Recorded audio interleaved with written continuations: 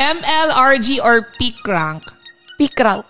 19 Pixie Wise? 19 Pixie Wise? Alam mo bang sobrang hirap pagpa 17 pick? Kaya mo, sila Renege, alam mo, ilalang pick niyan. 1-4. Si Yawe, 1-4 pick. Si Boss D, 1-5. Si Sumpak, 1-9 yung pick. Yan, magaling yan si Sumpak.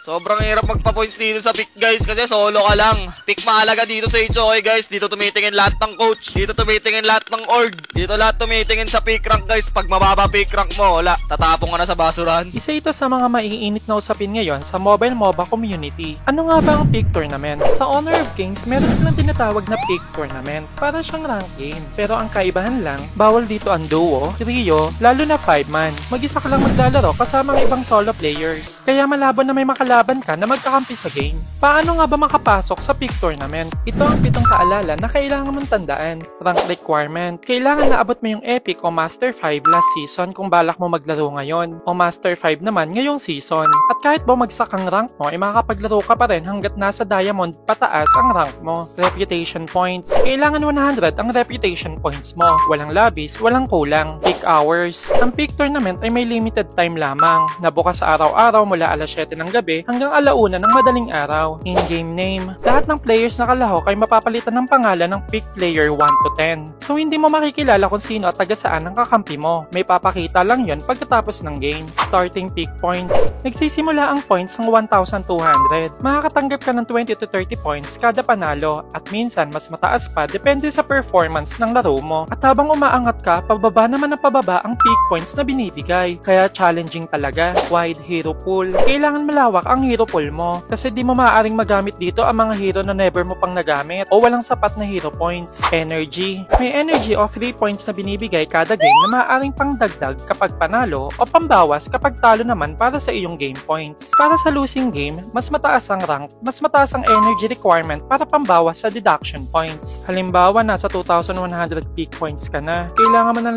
5 energy na katumbas lamang ng 1 puntos para maibawas dun sa deduction points mo. Nangyayari lang naman to kapag talo ka sa game. Ano nga ba ang purpose ng peak tournament? Meron namang rank game. May inihanda akong 5 dahilan kung bakit nga ba ito naiiba sa rank game na nakasanayan natin. Number 1, individual skill. Kung saan masusukat dito ang lakas mo sa paggamit ng hero na minamaster mo. O di kaya ang pasensya mo sa mga kakampi mo. Dahil konting pagkakamali lang dito tulad ng feeding o trash talk, maaari ka ma-detect ng system, ma-report at mabawasan ng reputation points. Dahilan upang di ka makasali sa peak tournament. Number 2, hero power. Mas mabilis na tumataas ang hero power ng main hero mo sa peak tournament. Tinatawag tong peak challenge na nagaganap lang tuwing Biyernes at Sabado. At kailangan grandmaster na yung rank mo dito. Kailangan mo lang manalo ng paulit-ulit para makapaglaro ka hanggat gusto mo. Ngunit kapag natalo ka ng 3 beses sa loob ng nabanggit na mga araw ay hindi ka na maaaring makapaglaro pa dito at maghihintay ka ulit ng panibagong linggo. Number 3, higher points in peak challenge. Mas mataas ang binibigay na peak points sa event na to. May ginagamit ang system na calculation para sa points na ibibigay sa'yo. Lalo na kapag sunod-sunod ang panalo, mas mataas ang peak points. Number 4, scouting. Dito nagbabase ang mga coach o organization sa pagkuha ng mga aspiring pro players. At ang panghuli, rewards. May mga rewards din na binibigay dito tulad ng glory cast, finisher, avatar frame, title at iba pa. Kailangan mo lang ma-achieve yung mga kailangan na requirements. So yun lang guys, kung bago ka lang sa aking page, huwag mo kalimutan na mag-follow and mag-react sa mga contents na ginagawa ko. At para rin updated ka sa mga nangyayari sa buhay ko. Chismosa ka naman, diba? Charot! Sana may natutunan ka sa video natin ngayon. See you next content. Bye-bye! Mwah!